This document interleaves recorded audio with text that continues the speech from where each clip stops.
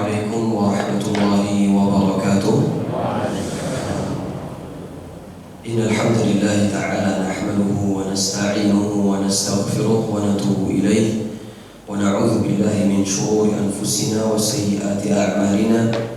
من يهده الله فلا مضل له ومن يضلل فلا هادي له. وأشهد أن لا إله إلا الله وحده لا شريك له وأشهد أن محمدا عبده ورسوله لا نبي ولا رسول بعده. قال عز وجل: يا أيها الذين آمنوا اتقوا الله حق تقاته ولا تموتن إلا وأنتم مسلمون. وقال تعالى: يا أيها الناس اتقوا ربكم الذي خلقكم من نفس واحدة وخلق منها زوجها وبث منهما رجالا كثيرا ونساء واتقوا الله الذي تساءلون به والأرحام إن الله كان عليكم رقيبا. وقال عز وجل: يا أيها الذين آمنوا اتقوا الله وقولوا قولا سديدا يصلح لكم أعمالكم ويغفر لكم ذنوبكم ومن يطع الله ورسوله فقد فاز فوزا عظيما. أما بعد فإن أصدق الحديث كتاب الله وخير الهدي هدي محمد صلى الله عليه وسلم وشر الأمور محدثاتها فإن كل محدثة في الدين بدعة وكل بدعة ضلالة. معاشر المسلمين والmuslimat rahimani wa rahimakumullah.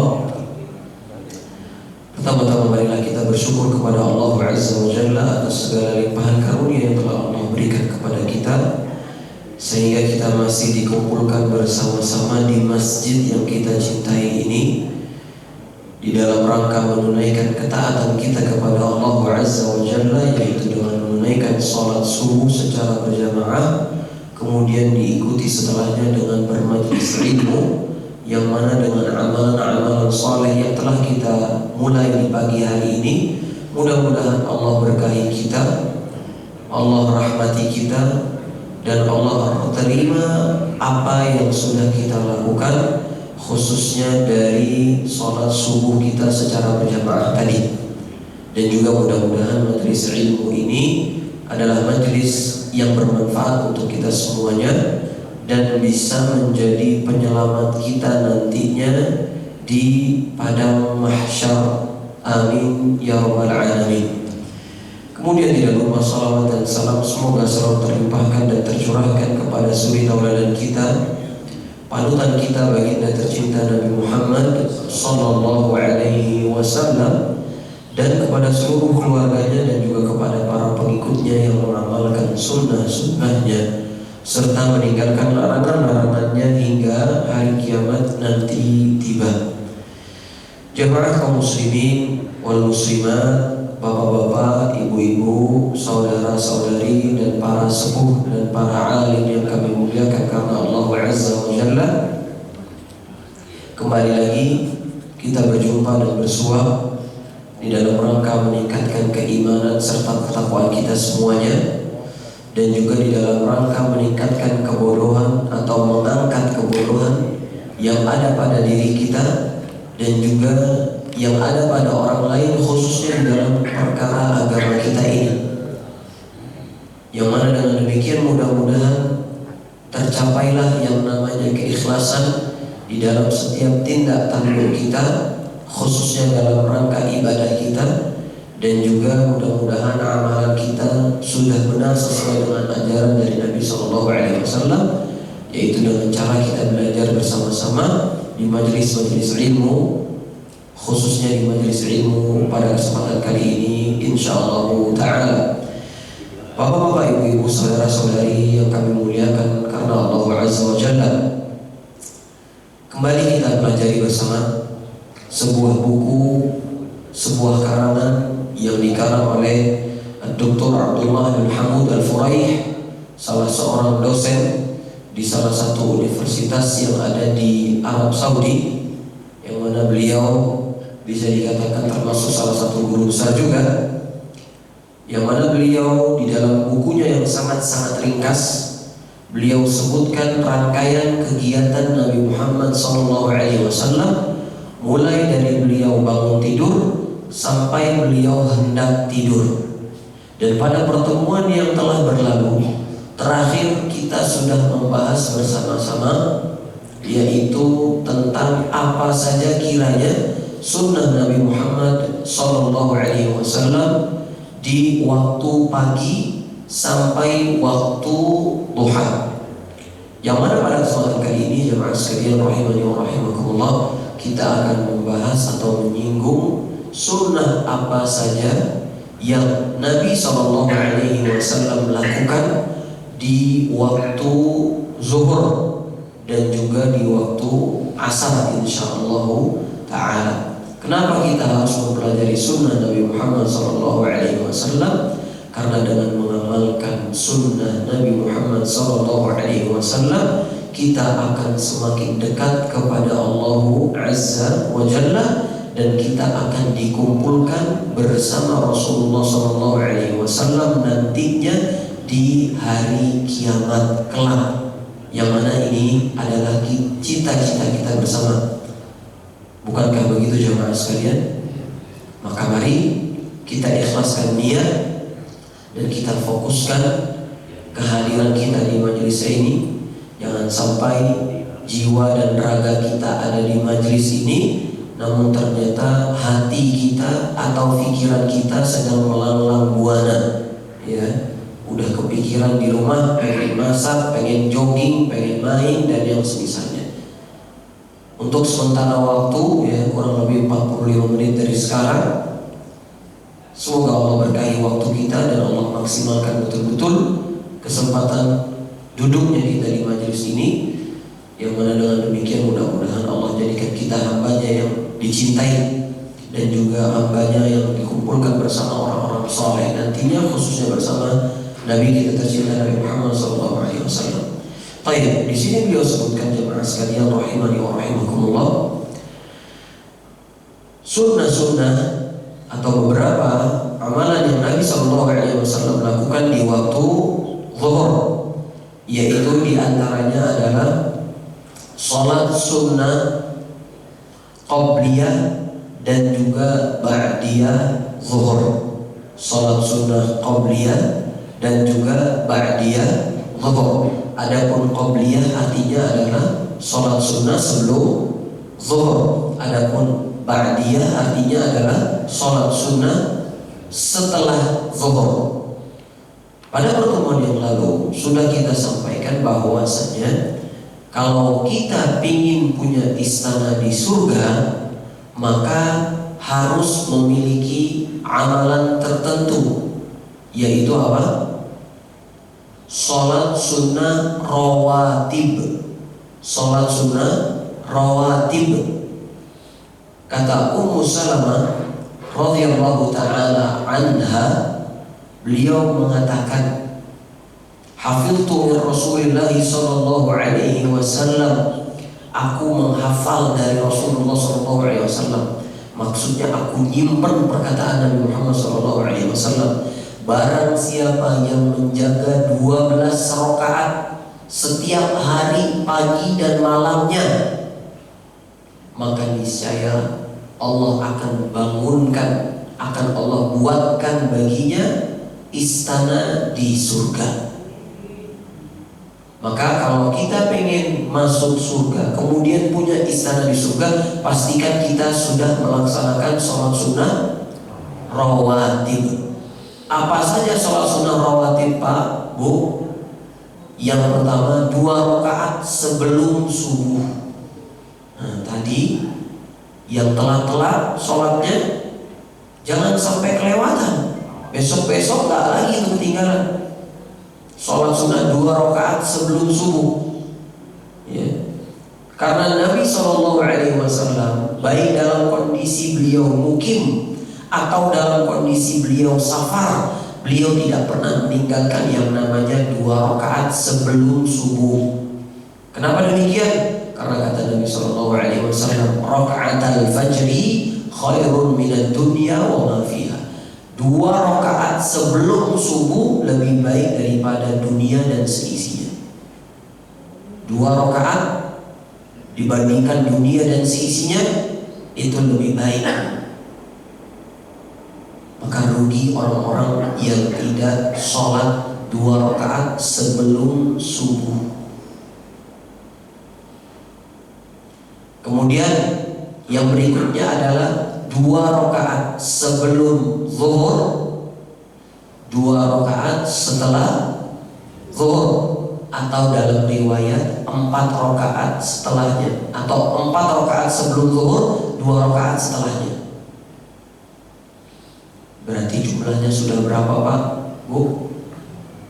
2 ditambah 4 ditambah 2 sudah berapa? Udah 8.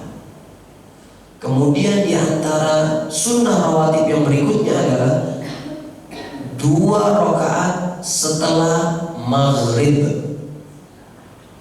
2 rakaat setelah maghrib. Berarti jadi berapa? 10 rakaat. Kemudian 2 rakaat yang terakhir adalah 2 rakaat setelah Isya.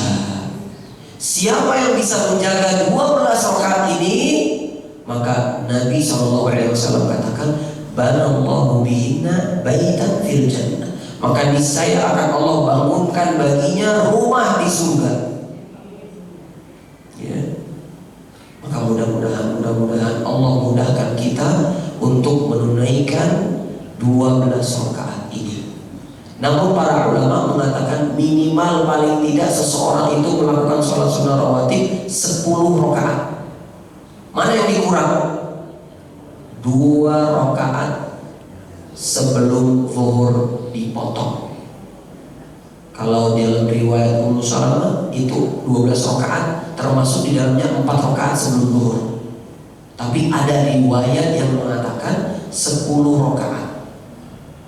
Ini yang paling minimalnya, yaitu 2 rakaat sebelum zuhur, 2 rakaat setelahnya. Adapun setelah asar atau sebelum asar ada nggak sholat? Tidak ada. Meskipun ada hadis disebutkan, man rahimallahu imra'an shalla qabla al-'asri arba'in. Allah akan merahmati orang-orang yang sholat 4 rakaat sebelum asar. Namun hadisnya lemah. Yang kuat yang diriwayatkan oleh Imam Muslim adalah 12 rakaat tadi. Maka mari setelah kita duduk atau keluar dari majelis ini, kita amalkan sholat sunnah rawatib agar kita semua memiliki kaflingan di surga. Jangan sampai kita di dunia nggak punya kaflingan, di akhirat juga nggak punya kaflingan. Rugi banget kita. Maka mari coba kita ulangi lagi bersama-sama bapak-bapak, ibu-ibu, apa saja sholat sunnah rawatib: 2 rakaat sebelum subuh, 4 rakaat sebelum zuhur atau 2 rakaat sebelum zuhur, kemudian berapa lagi? 2 rakaat setelah zuhur, kemudian 2 rakaat setelah maghrib, dan kemudian 2 rakaat setelah isya. Bismillah, insya Allah kita amalkan. Mudah-mudahan Allah berikan kemudahan. Ya. Tetap kita minta sama Allah, Allahumma a'inni ala dzikrika wa syukrika wa husni ibadatik. Ya Allah, bantulah aku untuk senantiasa mengingatmu dan untuk senantiasa berzikir kepadamu, dan untuk senantiasa beribadah dengan baik kepadamu. Ya. Nah, jamaah sekalian rahimani wa rahimakumullah, yang demikian adalah sunnah yang pertama yang harus atau hendaknya kita laksanakan di waktu zuhur, yaitu sholat sunnah qobliyah dan ba'diyah zuhur. Adapun yang berikutnya adalah minas sunnah tatwilu raka'atil ula min sholatil zuhri. Hendaknya seseorang memanjangkan rakaat pertamanya ketika sholat zuhur. Ini sunnah Nabi SAW yang seringkali ditinggalkan oleh kaum muslimin. Ya. Maka kalau ternyata imam-imam di masjid kita rakaat pertama sholat zuhur yang lama, itu jangan ngedumel. Jangan. Kenapa demikian? demikian? Karena ternyata beliau melaksanakan sunnah Nabi Muhammad SAW. Kata Nabi Muhammad SAW di dalam sebuah hadis yang diriwayatkan oleh sahabat Nabi yang mulia Abu Sa'id Al-Khudri radhiyallahu ta'ala anhu, qala laqad kanat salatul zuhri tuqam, sesungguhnya salat zuhur sedang dilaksanakan.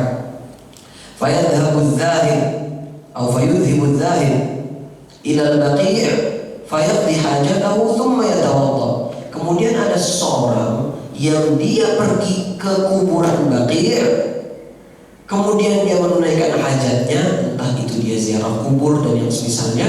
Thumma yatawadda, kemudian dia kembali, setelah itu dia berwudu. Thumma yati wa Rasulullah SAW, kemudian dia datang ke masjid Nabi Muhammad SAW, dan kemudian dia dapati Rasulullah SAW fi raka'atil ula mimma yutawwiruha. Ternyata Nabi SAW masih dalam kondisi tegak berdiri pada rakaat yang pertama. Bayangin, padahal sholat sudah ditegakkan, udah qomat. Ternyata ada orang pergi ke Baqi'. Apa itu Baqi', Pak, Bu? Kuburan yang terletak di samping, di bagian mana itu?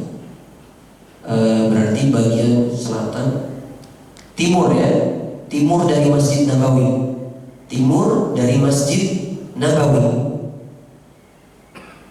Ya. Jaraknya lumayan itu. Orang pergi ke Baqi', kemudian setelah itu balik lagi ke masjid. Ternyata Nabi SAW masih pada rakaat pertama.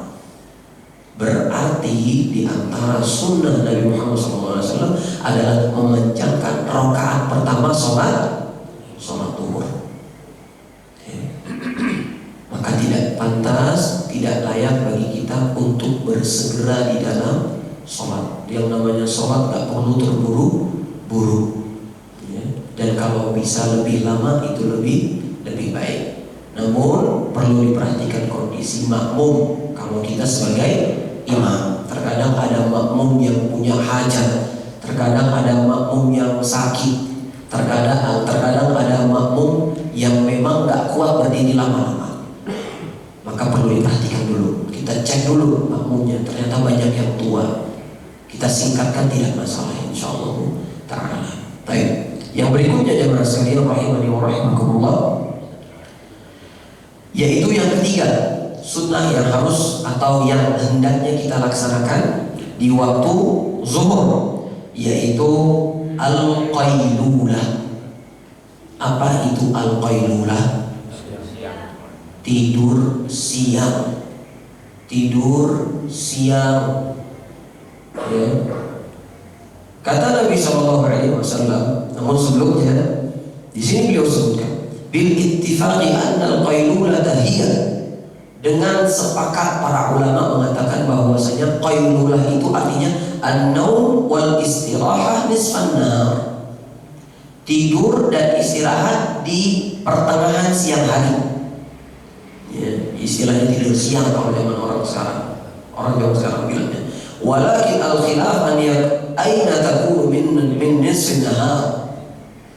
Akan tetapi para ulama berselisih pendapat, di mana letaknya di pertengahan siang ini, di mana?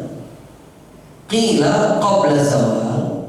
Ada yang berpendapat ternyata pertengahan siang itu letaknya sebelum waktu sholat zuhur. Dan juga ada yang berpendapat bahwasanya pertengahan siang itu letaknya setelah waktu sholat zuhur. Maka ulama berbeda pendapat. Qailulah itu harusnya dilakukan kapan? Sebelum zuhur atau setelah zuhur? Ya. Kemudian beliau katakan wal adharu wallahu a'lam anna al-amra fihi wasi'.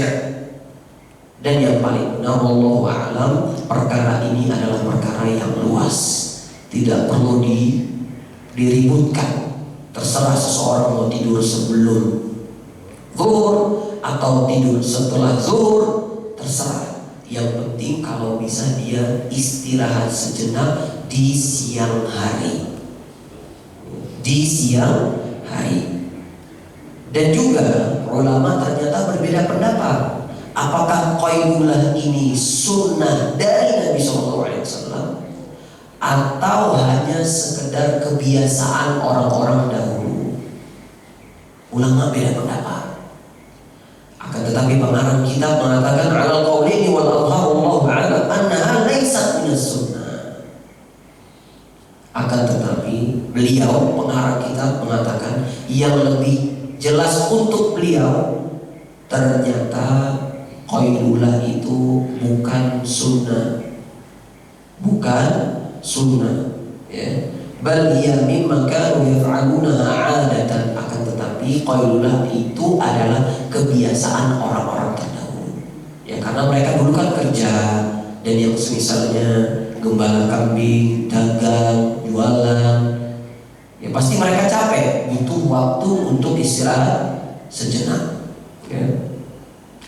Kemudian maka mereka mengatakan bahwasanya ja'at an-nusus allati tubayyin annahum kanu yaqilun lakin al-amra bil qailulati al-ahadithi dha'ifah. Akan tetapi perintah atau hadis yang datang dari anjuran untuk melaksanakan qailulah itu hadisnya lemah. Ya. Kemudian beliau katakan, disebutkan beliau membawakan pendapat Al-Imam Al-Hafidh Ibnu Hajar Al-Asqalani rahimahullah ta'ala, disebutkan oleh Ibnu Majah dan juga Ibnu Khuzaimah dari hadis Ibnu Anas Ibnu Abbas, dan dalam riwayat secara marfu', ya, mintalah bantuan untuk berpuasa dengan sahur dan untuk sholat malam dengan qailulah. Ada hadisnya memang, tapi beliau sebutkan, kata Al-Imam Al-Hafidh Ibnu Hajar Al-Asqalani rahimahullah ta'ala, di dalam sanadnya ada rawi yang bernama Zam'ah ibn Saleh dan dia adalah rawi yang dhaif. Dari sini makanya ulama berkesimpulan, khususnya Al-Imam Al-Hafidh Ibnu Hajar Al-Asqalani, seorang ulama Syafi'i madhab, ya, beliau mengatakan bahwasanya qailulah bukan sunnah tapi adat, kebiasaan orang-orang terdahulu, dan juga Imam At-Tabrani mengatakan demikian, ya. Maka jamaah sekalian rahimani wa rahimakumullah, meskipun ada khilaf, tapi tidur siang itu nikmat. Nikmat. Betul atau betul? Betul.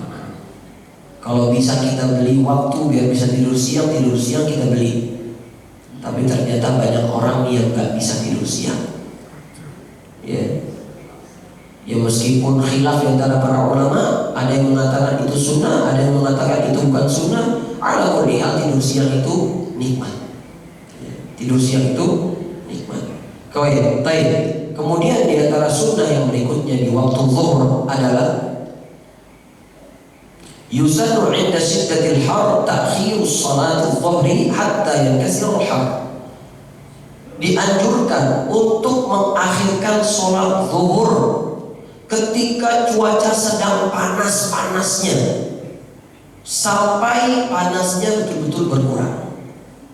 Kenapa demikian? Karena kata Nabi SAW di dalam sebuah hadis yang dibawakan oleh Abu Hurairah radhiyallahu ta'ala anhu, "Idza ishtadda al-harru fa'abridu bis-shalah fa inna shiddatal har min fayhi jahannam." Apabila cuaca panas sangat menyengat, maka tundalah sholat zuhur sampai agak dingin, karena sesungguhnya panas yang datang di waktu siang itu adalah termasuk salah satu dari hembusan api neraka jahanam. Ini hadis yang diriwayatkan oleh Imam Al-Bukhari dan juga Imam Muslim. Ini sunnah, dan ini sunnah yang banyak ditinggalkan oleh kaum muslimin, padahal ada anjurannya.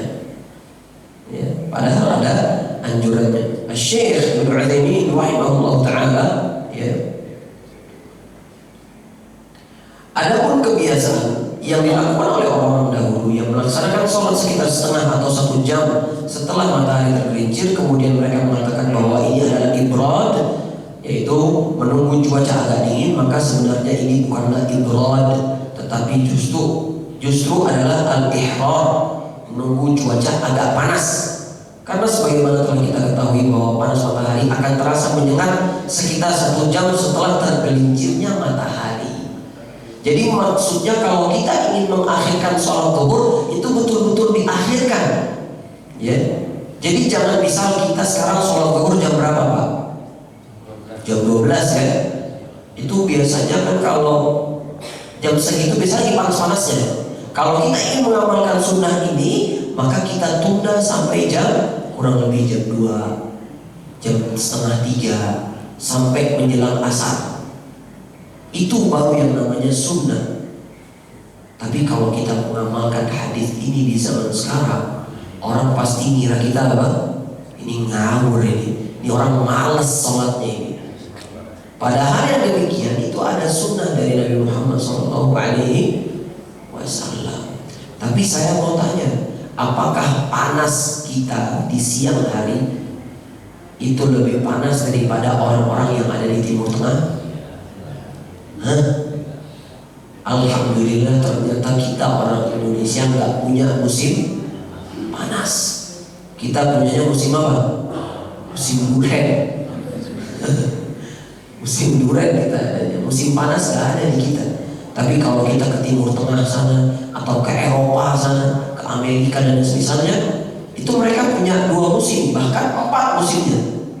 Musim panas, musim dingin, musim semi, musim gugur.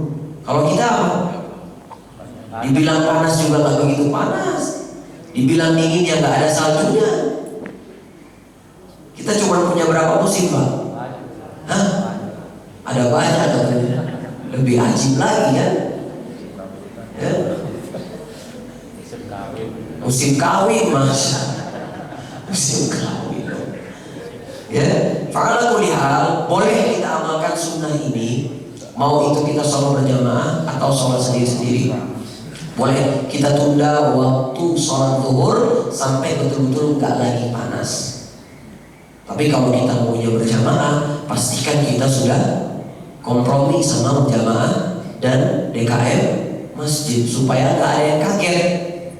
Dulu datang jam 12 kok nggak ada orang. Ternyata udah bikin kesepakatan di grup WhatsApp, Pak, kita mengamalkan sunnah Nabi, kita tunda sholat zuhurnya jam 2. Ternyata jam 2 pada tidur, nggak jadi sholat berjamaah. Ya. Ala kulli hal, ini ilmu kapan-kapan boleh kita amalkan.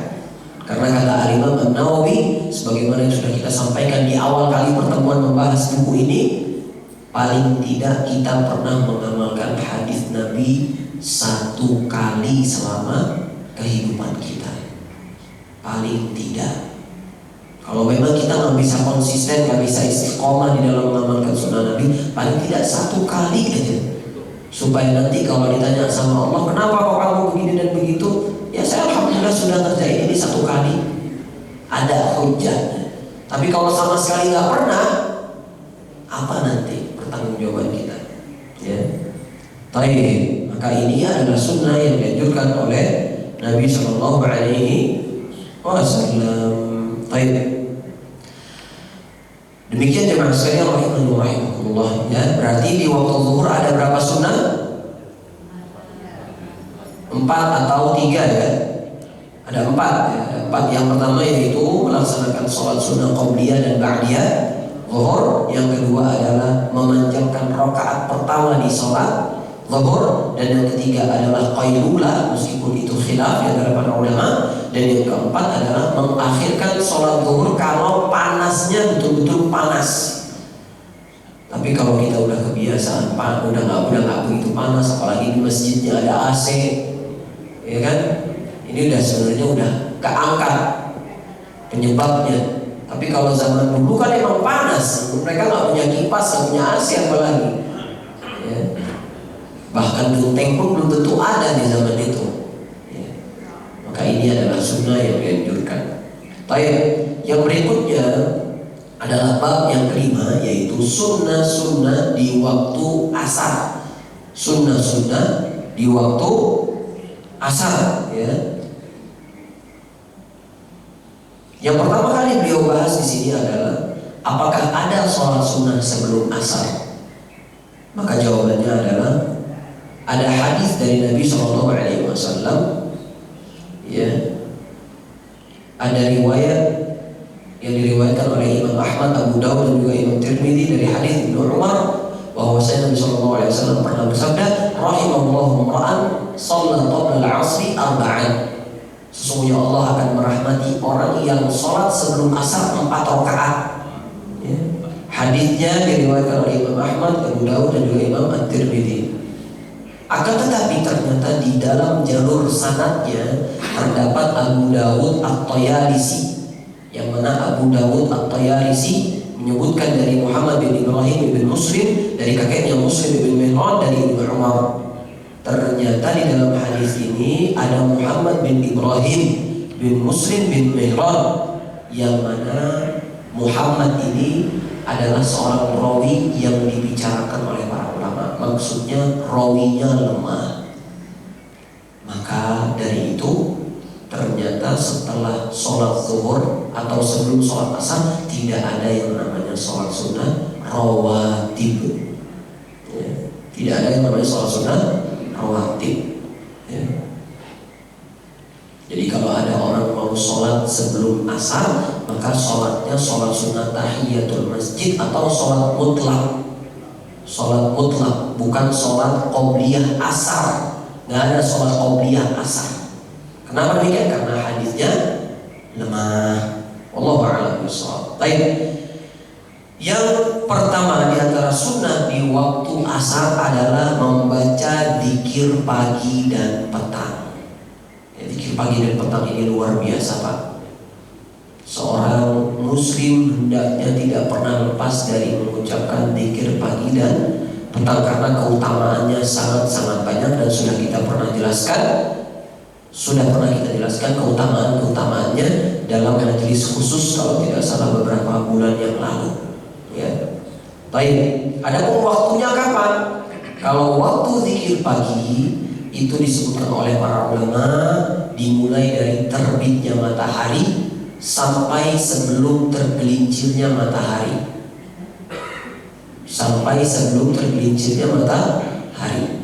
Ya, khilaf di antara para ulama, memang ada yang mengatakan waktu zikir pagi itu cuma sampai terbitnya matahari. Maksudnya ketika matahari mulai meninggi, ya. Mulainya dari setelah adzan subuh, selesainya sampai waktu syuruk nih nanti bentar lagi, ya. Tapi ada juga yang mengatakan sampai sebelum sholat zuhur. Ada pun waktu sholat waktu zikir petang, yaitu dimulai dari setelah sholat asar menurut sebagian ulama. Dan ada juga yang mengatakan dimulainya dari setelah adzan maghrib. Ya, wallahu a'lam bishawab. Dua-duanya insya Allah sama-sama memiliki pendapat yang kuat. Adapun waktu berakhirnya adalah sampai pertengahan malam.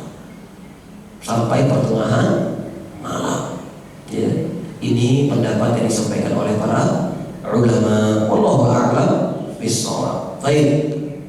Ya. Disebutkan, ya, pendapat yang disampaikan oleh Imam An-Nawawi rahimahullah ta'ala dan juga Imam Ibnu Taimiyah dan juga Ibnu Qayyim rahimahullah ta'ala, setelah dimulai waktunya adalah setelah asar sampai terbenamnya matahari. Ini pendapatnya siapa? Syekhul Islam Ibnu Taimiyah, muridnya Imam Ibnu Qayyim juga, ya. Ibnu Taimiyah itu gurunya, Ibnu Qayyim adalah muridnya, dan perkataan ini diambil atau dianut oleh Imam An-Nawawi rahimahullah ta'ala di dalam kitabnya Al-Adhkar, yaitu waktu zikir petang dari asar sampai maghrib, ya. Tapi ada juga berpendapat yang lain seperti Al-Imam Ibnu Jazari dan juga Asy-Syaukani, ulama Syafi'iyah juga, ya. Beliau mengatakan bahwasanya dimulai dari setelah terbenamnya matahari, berarti dari maghrib sampai kapan? Sampai terbit matahari, sampai subuh. Itu waktu zikir petang. Ya, khilaf memang di antara para ulama. Ya, wallahu a'lam bissawab. Baik, fa'ala kulli hal, intinya usahakan kita zikir pagi dan petang, karena kata Allah Subhanahu wa taala, wasabbih bihamdi rabbika bil 'ashyi wal ibkar, dan bertasbihlah seraya memuji Rabbmu pada waktu pagi dan petang, dalam surat Ghafir ayat 55.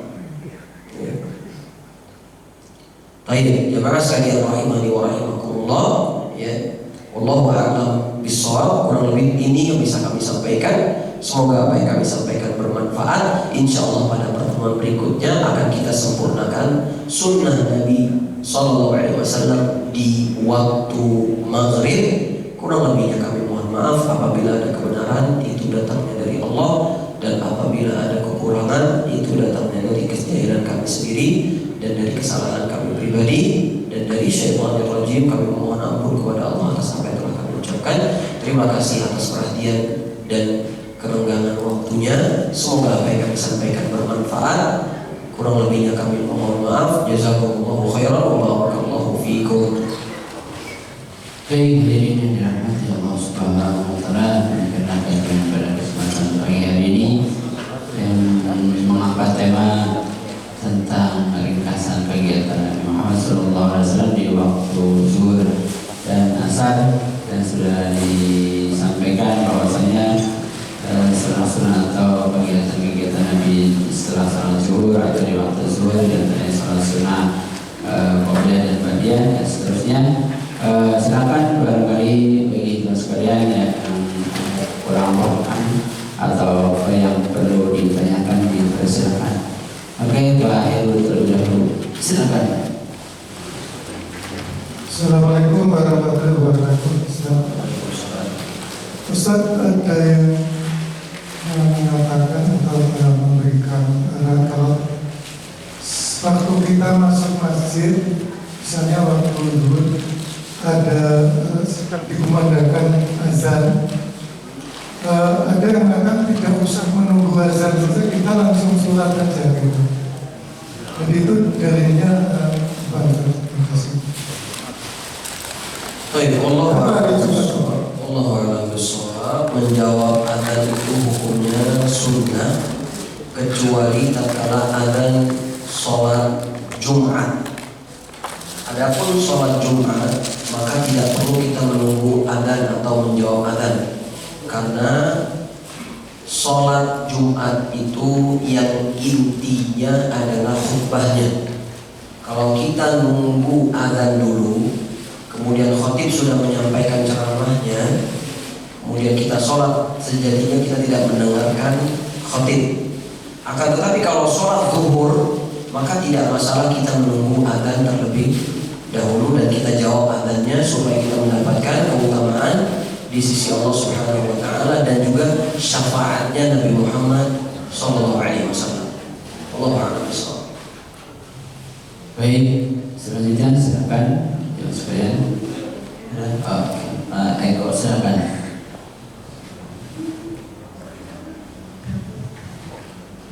Assalamualaikum warahmatullahi wabarakatuh. Waalaikumsalam. Sunnah dan adab itu lebih diutamakan atau didahulukan yang mana? Yang kedua,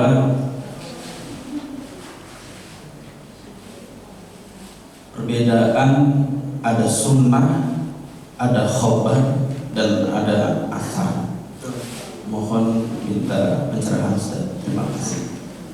Baik, adapun sunnah dan adab mana yang lebih didahulukan? Wallahu a'lam bishawab. Kita kalau bisa menggabung keduanya ini lebih baik.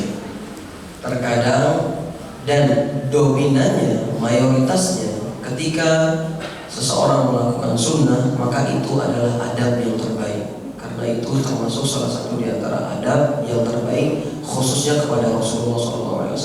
Dan yang namanya sunnah tidak akan pernah bertentangan dengan adab secara masyarakat, secara adat atau secara urf, secara kebiasaan masyarakat.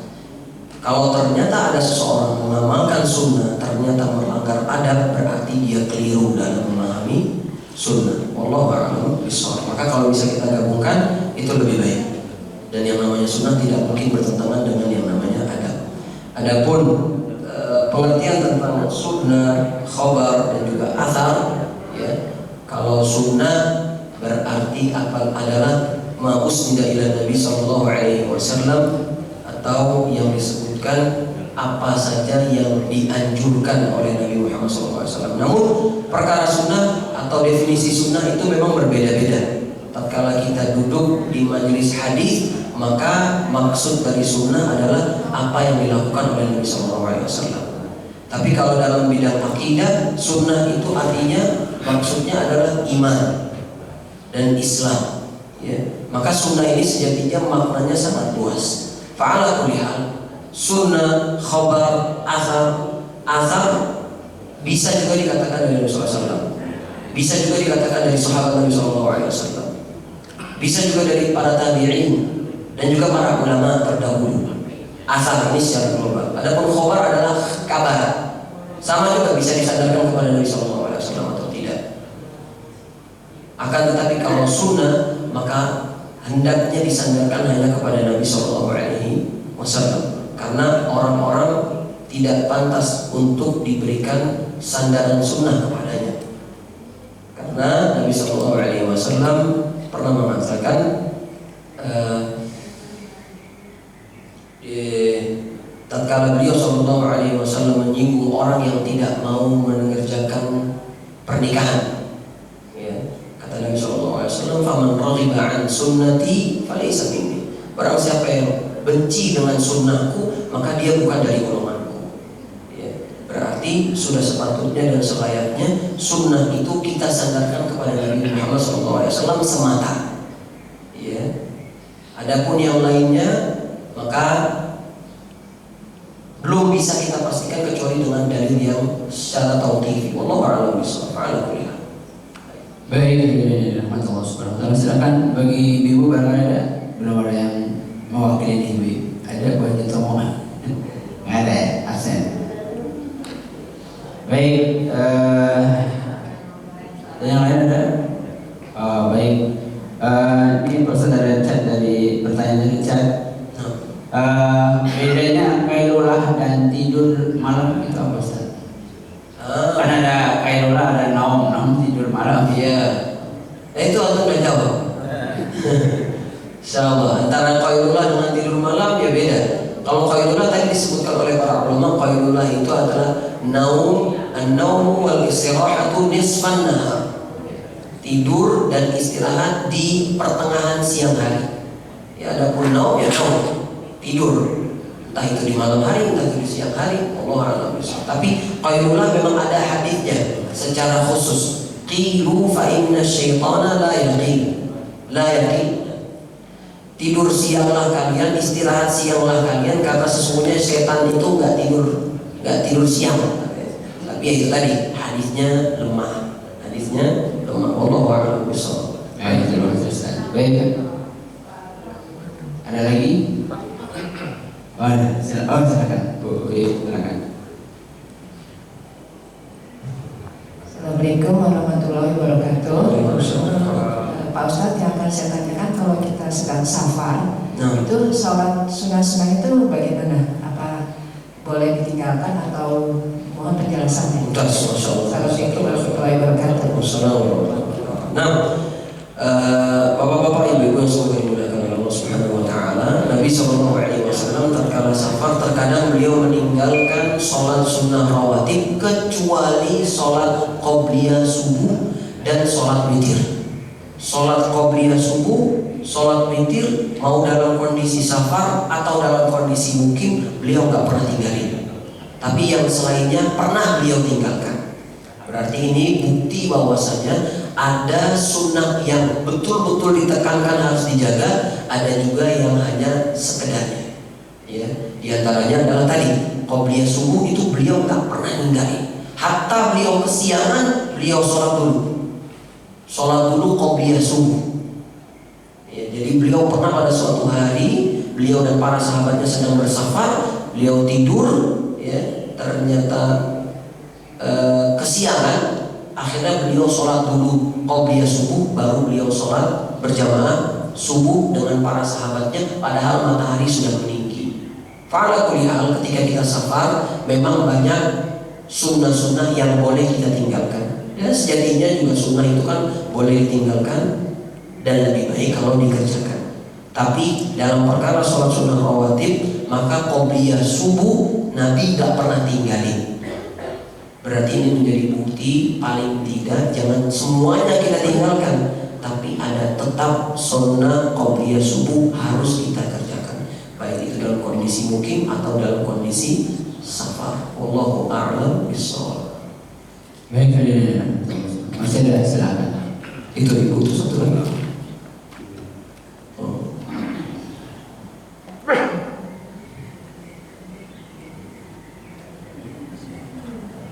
Bismillah. Assalamualaikum warahmatullahi wabarakatuh. Waalaikumsalam.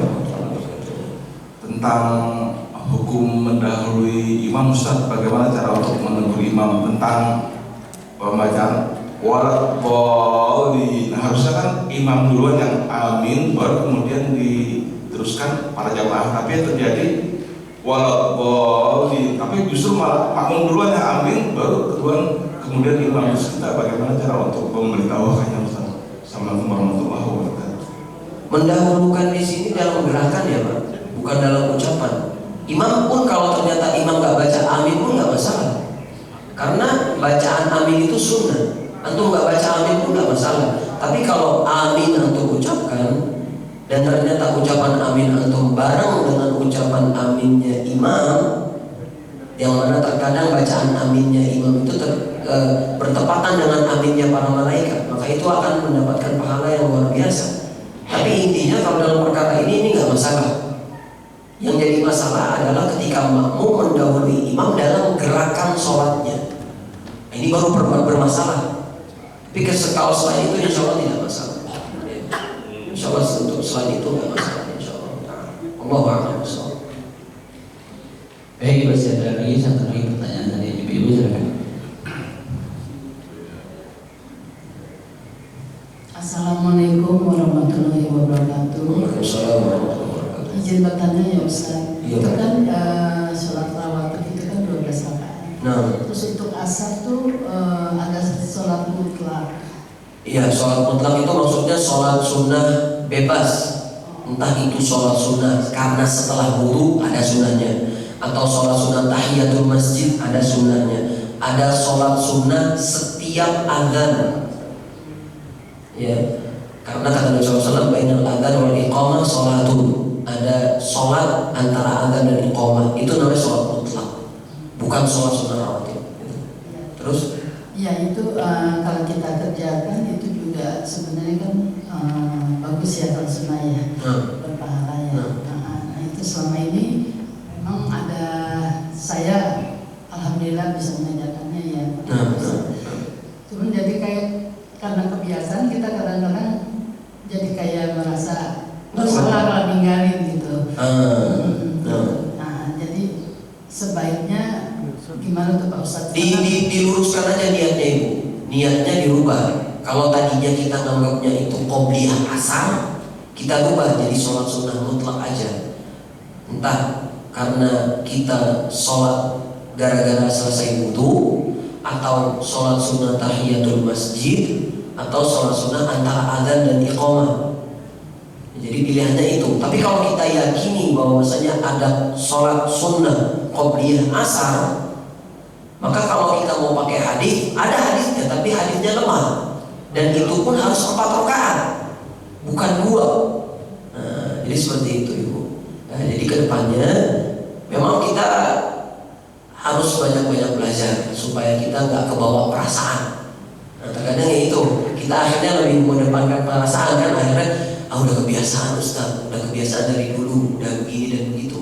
Nggak bisa, yang namanya ibadah harus pakai dalil sesuai dengan pemahaman para salaf, para guru-guru, para ulama terdahulu. Ya, wallahu a'lam bishawab. Tapi nggak masalah insyaallah ibu, niatnya dirubah aja. Niatnya dirubah. Jadi niatnya itu sholat mutlak ya? Ya sholat mutlak aja. Kalau sholat mutlak bebas, mau 2 rakaat, mau 4 rakaat, mau 7, mau 8 rakaat, terserah. Tapi kalau kita niatnya dalam hati saya mau qobliyah asar, ini keliru. Ya meskipun ada hadisnya, tapi hadisnya lemah. Kalau ada hadis yang lebih sahih, kenapa harus kita mengamalkan hadis yang lemah?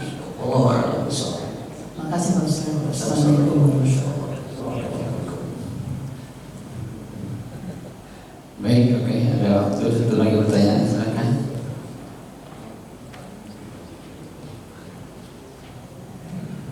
Assalamualaikum warahmatullahi wabarakatuh. Waalaikumsalam.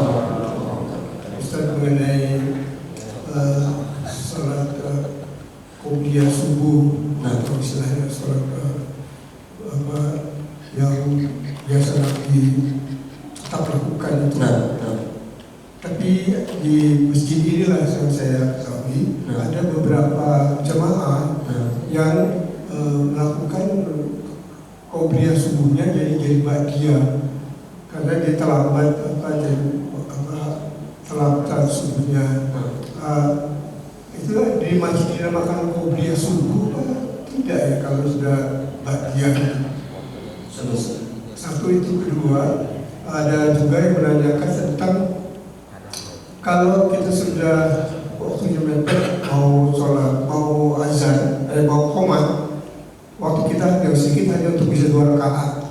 Mana kita dahulukan pada waktu Gimana?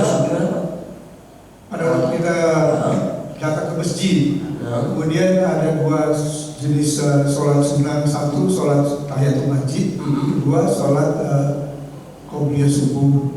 Nah itu mana yang didahulukan kalau waktunya hanya untuk 2 rakaat itu? Ada yang mengatakan itu sebaiknya dengan sholat qobliyah subuh itu sudah mencakup sholat tahiyatul masjid. Itu barangkali perlu ditegaskan. Assalamualaikum warahmatullahi wabarakatuh. Waalaikumsalam warahmatullahi wabarakatuh. Baik. Jemaah sekalian rahimani wa rahimakumullah, pertanyaan Bapak ini Masya Allah tabarakallah bagus sekali ya. Ya, adapun perkara ini memang sudah dibahas oleh para ulama. Ya, di antaranya Syekh bin Baz rahimahullah taala, beliau pernah mengatakan bahwasanya kalau memang ada seseorang yang sudah menjadi kebiasaannya sholat qobliyah subuh dilakukan olehnya, betul-betul dia lakukan sebelum subuh, kemudian pada suatu waktu dia kerjakan atau dia ketiduran atau telat dan yang semisalnya, tiba-tiba nyampe di masjid udah qomat, dia pada udah kebiasaan qobliyah subuh, qadarullah ketiduran, akhirnya telat bangunnya, bangun udah sampai sini udah qomat, maka boleh baginya untuk mengqadha sholat sunnah qobliyah subuh setelah sholat subuh dengan syarat apa? Sudah menjadi kebiasaannya, sudah menjadi kebiasaan. Tapi kalau orang yang emang nggak pernah qobliyah subuh terus mau mengambil ini, maka tidak pantas untuk melakukan qobliyah subuh di waktu setelah sholat subuh selesai. Ya, bisa dipahami insyaallah? Bisa dipahami insyaallah? Belum dipahami? Itu tadi saya mengatakan bahwa sholat qobliyah subuh tadi itu jadi apakah dinamakan tetap qobliyah? satu itu, Ya. yang kedua itu apakah ada dalilnya, maksud saya itu mengganti sholat qobliyah subuh jadi ba'diyah gitu, dalilnya ada nggak? Ada. Dalilnya ada. Namanya Nabi SAW pernah menyebutkan annahu ra'a rajulan yusalli ba'da al-fajr faqala an tusalli subha arba'an, kata Nabi SAW ya. Diriwayatkan dari Nabi SAW bahwasanya beliau pernah melakukan sholat subuh dalam kondisi 4 rakaat. Dikiranya 4 rakaat, sampai dikira 4 rakaat. Faqala ya Rasulullah innaha sunnatul fajri lam usalliha qablu. Kemudian si fulan yang ditanya sama Rasulullah ini wahai Rasulullah, aku itu sejatinya sedang menunaikan sholat sunnah qobliyah subuh, tapi aku kelewatan tadi, kata beliau. Ya, fasakata anhu sallallahu alaihi wasallam. Kemudian Nabi terdiam. Beliau terdiam. Wal hadits la ba'sa bihi. Ternyata hadisnya tidak ada masalah di dalamnya. Beliau tidak melarang dan beliau tidak menyalahkan orang ini. Berarti tandanya apa? Sah. Boleh dia melaksanakan sholat sunnah qobliyah subuh setelah sholat subuh.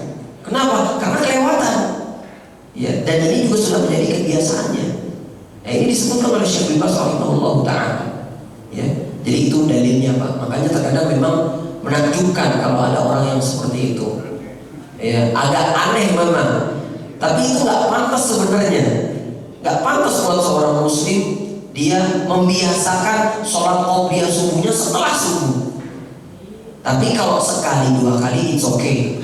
Tapi kalau terus-terusan dengan alasan akan boleh Ustaz, ini harus diperiksa nih Mas, periksa dulu Mas, gitu ya.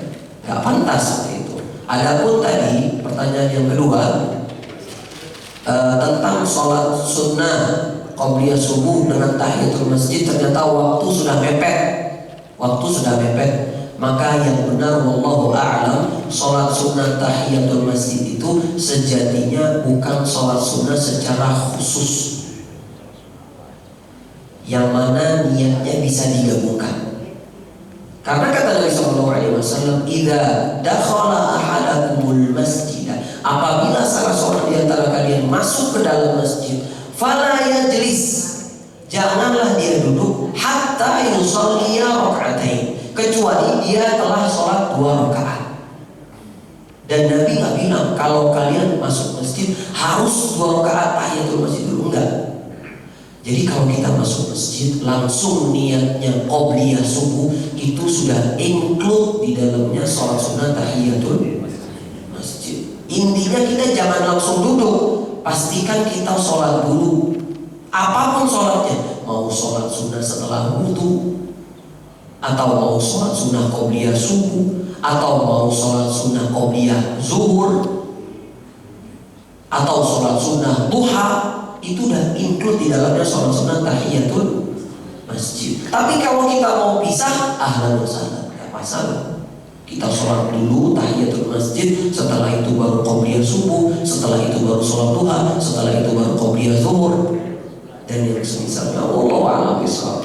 Kalau memang kondisinya udah mepet, udah tinggal 2 menit nih, gak cukup kayaknya kalau harus 4 rakaat. Bismillah 2 rakaat masih kena. Dan perlu kita perhatikan kalau qobliyah subuh itu pastikan bacaannya jangan panjang-panjang. Karena Nabi SAW kalau qobliyah subuh, bacaan beliau cuma di rakaat pertama Al-Kafirun, rakaat kedua Al-Ikhlas. Keliru kalau ada orang memanjangkan sholatnya di qobliyah subuh. Karena Nabi tidak menyukai yang demikian. Justru sebaliknya, diringankan. Supaya apa? Ketika sholat subuhnya baru dipanjangin. Bukan sebaliknya. Ya, wallahu a'lam bishawab. Semoga bisa dipahami dengan baik, Pak. Jazakallahu khairan. Baik Ustaz, satu lagi pertanyaan Pak Haji Bambang. Assalamualaikum warahmatullahi wabarakatuh. Waalaikumsalam warahmatullahi wabarakatuh. Tadi sholat zuhurnya di belakangkan gitu ya Ustaz, karena panasan di sana. Tapi kalau musim dingin mungkin enggak kali ya? Enggak berlaku. Karena hadisnya jelas kalau panas. Tapi kalau termasuk di Indonesia enggak berlaku juga. Wallahu a'lam bishawab. Sini kan enggak panas loh. Di Jakarta, Kalimantan panas Pak. Kan masuk AC juga lah. Nah itu dia, makanya sekarang mungkin sebagian ulama ada yang mengatakan untuk sekarang sudah nggak kepake lagi. Satu lagi Pak Ustaz, karena itu udah ada AC, kipas dan sebagainya. Tadi apakah memang tidak ada setelah sholat zikir dipimpin oleh imam? Karena sebagai imam kan Rasulullah kan juga mungkin melakukan kegiatan seperti itu. Iya. Wallahu a'lam bishawab. Adapun masalah zikir ini perkaranya khilaf di antara para ulama, ya. Dan yang paling insaf untuk kita, yang paling baik untuk kita, tidak apa-apa sesekali imam mengeraskan suaranya agar menjadi panutan untuk makmumnya. Sesekali. Tapi kalau dirutinkan, maka perbuatan ini sejatinya belum pernah didatangkan dari Nabi Muhammad SAW. Sesekali beliau ngajarin makmumnya. Rasulullah SAW itu mengeraskan suaranya ketika berzikir memang. Tapi di antara para ulama, di antaranya adalah Syekh Shalih Al-Utsaimin rahimahullah taala, paling tidak kita mendengar ucapan kita sendiri. Ya, akan tetapi kalau setiap hari dibimbing, dipandu, dan juga zikirnya terkadang dengan riwayat yang tidak datang dari Nabi SAW, maka ini perbuatan yang mungkin keliru. Ya. Tapi sesekali tidak masalah, Ya. Sesekali tidak masalah. Misalnya imam bantu jamaahnya, ya, dan tidak harus berbarengan, tidak diikuti sama imamnya, diikuti sama makmumnya. Wallahu a'lam, tidak masalah insyaallah taala. Ya, wallahu a'lam bishawab. Baik Ustaz, terima kasih karena waktu sudah menjelang siang. Silakan Ustaz untuk berikan kesimpulan dan mengakhiri dengan doa tertutup. Baik, barakallahu fiikum. Terima kasih jemaah sekalian rahimakumullah. Ala kulli hal, kesimpulannya adalah mudah-mudahan Allah mudahkan kita untuk menuju surganya, dan mudah-mudahan Allah jauhkan kita dari yang namanya api neraka, yaitu dengan mengamalkan sunnah-sunnah Nabi Muhammad SAW, dan juga dengan betul-betul menjauhi apa yang Nabi SAW larang, ya. Dan tidak perlu kita berinovasi di dalam perkara agama. Kurang lebihnya kami mohon maaf. Kita cukupkan dengan membaca doa kafaratul majlis. Subhanallah.